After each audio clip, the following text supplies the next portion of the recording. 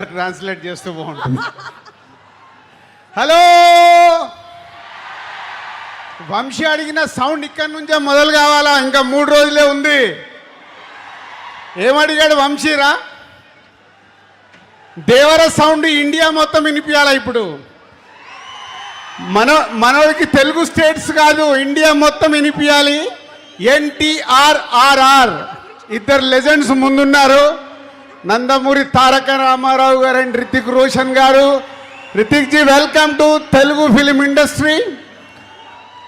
And NTR చాలా రోజుల నుంచి తారక్ ప్రతి సినిమాని పట్టుకొని ఎలా హిట్లు కొడుతూ కొడుతూ కొడుతూ ఆల్ ఇండియా వరల్డ్లోనే ఇప్పుడు మన ఎన్టీఆర్ సౌండ్ వినిపిస్తూనే ఉంది.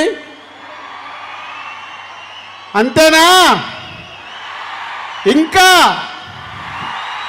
వంశీ, ఈ సౌండ్ చూస్తేనే నీకు తెలుస్తుంది 14th రోజు మనోళ్ళు మామూలుగా లేరు, నందమూరి అభిమానులు. అండ్ అయాన్జీ, so one of the best director, చాలా కుర్రాల్లాగే కనిపిస్తున్నాడు కానీ ఆల్రెడీ 2 సూపర్ హిట్లు తీసి ఇచ్చేసాడు, హ్యాట్రిక్ కోసం రెడీగా ఉన్నాడు. మొన్నే వైఆర్ఎఫ్ అక్షయ్జీ చాలా రోజుల తర్వాత హిందీలో మొన్నే లవ్ స్టోరీ తీసి వరల్డ్ వైడ్గా హైయెస్ట్ గ్రాసర్ తెచ్చేసుకున్నారు. సో ఈ సినిమా వార్ 2 తెలుగు స్టేట్సే కాదు, everywhere is going to blockbuster. So Vamshi అంత కాన్ఫిడెన్స్గా ఇచ్చేసాడు కదా, ఏదైనా ఉంటే రెడీగా ఉంటానని. వంశీతో పాటు నేను కూడా అంటున్నాను, it's going to blockbuster. Tarak, Hrithik ji, so 14th के लिए जस्ट 72 आवर्स हम लोग इंतजार में आपका दोनों का डांस देखने के लिए.